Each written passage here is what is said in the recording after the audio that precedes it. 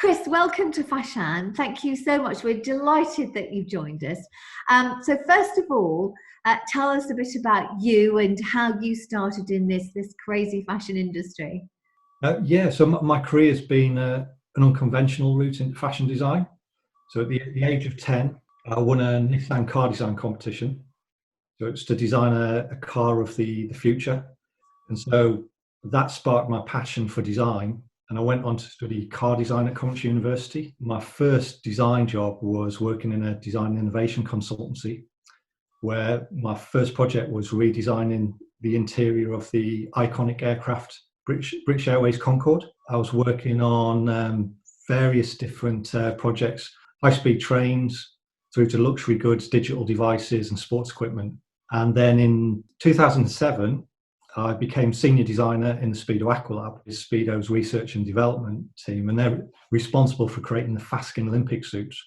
This allowed me to combine my love of design and sport, and I've been part of the design teams that have created the past 4 Olympic swimsuits. And I've experienced designing every type of Speedo product, from swimsuits, trunks, walk shorts, footwear, through to accessories such as goggles. So you could say the common thread in my career has been high performance. So everything I've designed has had to perform in the heat of competition or in those moments that matter most to the consumer. Wow, that is the most fantastic journey.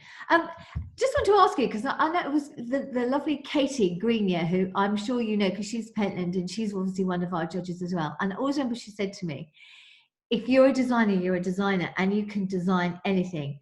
You can design a chair, you can design a suit. Do you kind of agree with that? Yes, I agree. Those skills that you learn at university, and sketching, rendering, making models, prototyping, using computer software, all those things you're solving a problem. You do the research, you do the insights, so you can transfer it to different disciplines. Like I came from industrial and car design to more apparel and fashion design. You think slightly differently, you approach it in a different manner. So it just gives you a different flavour, a fresh approach. Where do you think the sort of let's say the fashion industry, design industry is going now, particularly after the last year we've had, have we reconnected with things we've perhaps forgotten about or not? We're going to go back to where we were. Like you say, there's been dramatic changes over the past 12 months. And I always believe, future innovations come from emerging new materials, new manufacturing processes. And also there's like you say, there's the ever-changing environmental aspects of the social, the economic, political and technological changes, which then influence consumer beliefs. And it's those beliefs that then become behaviours. And then if enough people behave in the same way, then those trends they start to come through. For me, that's why I'm so passionate about supporting this award. It's because that the future are the next generation of designers. They will create these new movements and trends and breakthroughs. Do you see us moving towards more sustainability? That is actually one of our other awards, but how important is that sort of area to you in your capacity now?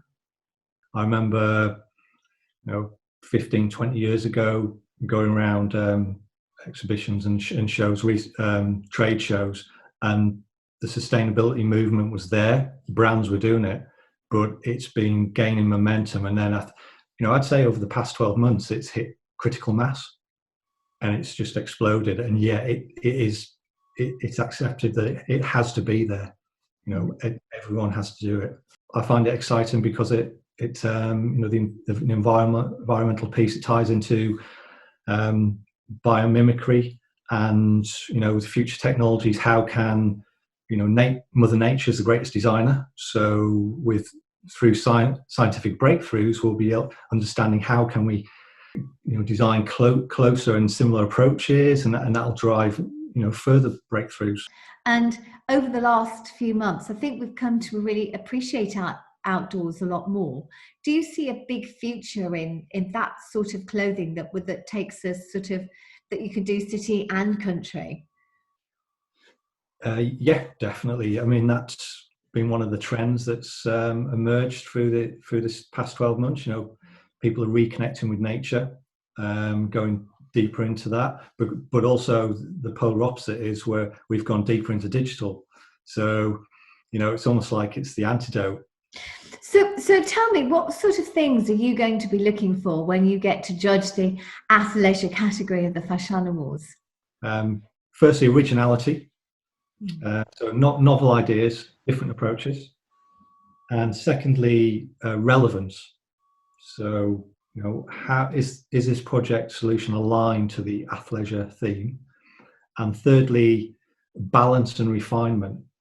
So when I say balance, you know, between the functionality of the fabrics and the trims that have been specified, or balance between the proportion of the overall garment, or how the style, the colour, and possibly the graphics and the branding all come together. Mm.